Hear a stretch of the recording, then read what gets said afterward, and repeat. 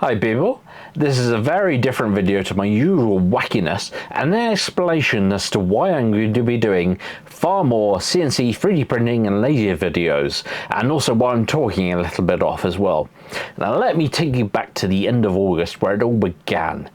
I had chest issues in the past, mostly claustropharyngitis, so chest pains didn't alarm me as much as they probably should. Back in August, I'd been on a scout camp and I seemed to pick up an infection, which had been treated with some antibiotics, and I was feeling a little bit better at that point. This particular day, however, I was suddenly feeling really run down and found myself feeling really feverish and really low at work. I called the wife and asked her to pick me up, so I shuffled into the car slowly while I complained how I was feeling for the next few minutes. Then nothing. What happened next I have no memory of, so I'm relying on my wife's account of things here. I fell asleep and my wife tells me I stopped breathing. Bit worrying, yeah. She called the emergency services and pulled over, and the ambulance told her to get me out of the car. Now, by some miracle, she flagged down a car to help, and it happened to be a nurse on the way to the local hospital. Now, I started chest compressions until an ambulance arrived, and they gave me a shock, keeping my heart beating once more. I was intubated, and an air ambulance arrived, however, once stabilized, and they took me by a road with the air ambulance doctor staying with me the whole time. Now, my wife was told I had sepsis and pneumonia and was given a 50-50 chance of survival at that point, even with the antibiotics and the morphine on board.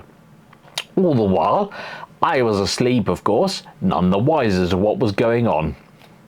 It wasn't until a few days later I started to regain little consciousness, enough to open my eyes for a minute and wave my legs around. It's alive! It's alive! It's alive! As I was a little bit more stable, I was given an MRI to see if there were any signs of brain damage, and everything looked okay, for me at least. This does mean, of course, that I do have access to my MRI data for my head as well as my heart, so sooner or later, yes, I will try and 3D print my skull and brains. Anyway, I've already done my heart from previous scans, and at some point I'll do a video on how I 3D printed that too. Anyway, over the next few days, I started to get a little bit more responsive, going from a light squeeze of my wife's hand to fully aware that I was in fact in hospital after a series of rather harrowing dreams. Bear in mind, my wife probably found all this a little bit more traumatic than me, as I was unconscious the whole time.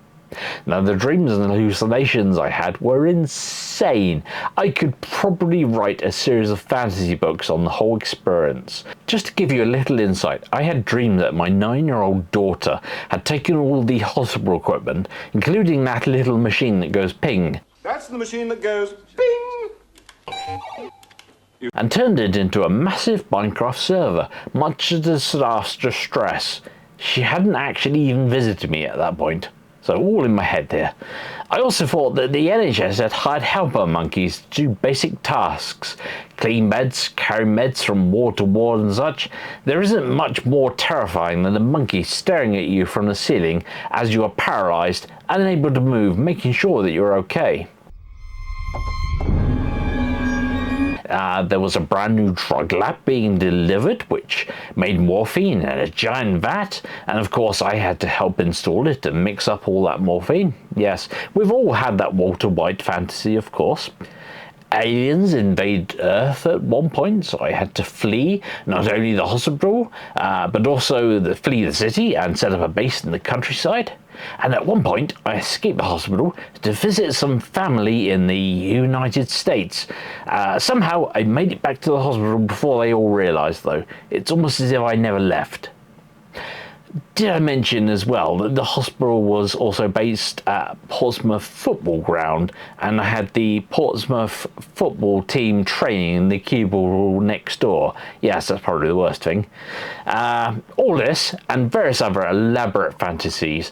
Everything seems so real though. It took my wife quite a bit of effort to convince me that I was dreaming them all up and reconcile what was real and what actually wasn't.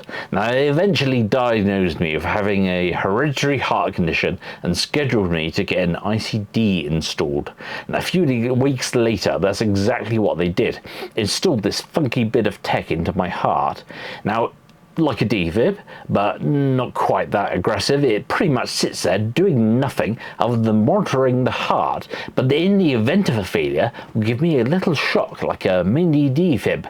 This means I need to be extra careful around powerful magnets and power tools, severely limiting what I can do in the workshop, unfortunately.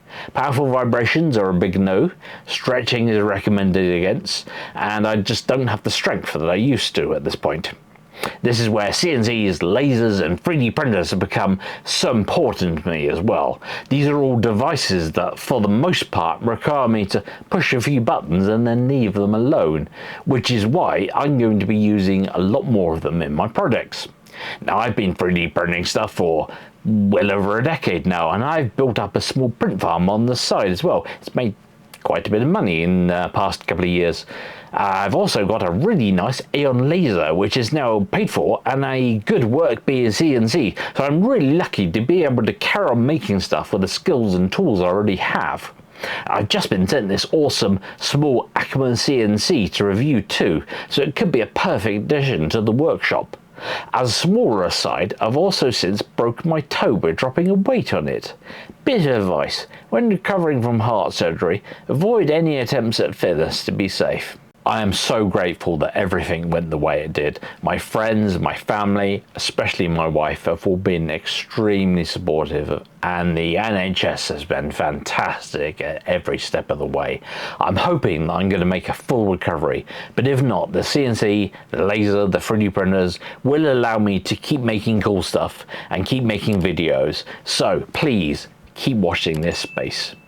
Thanks all.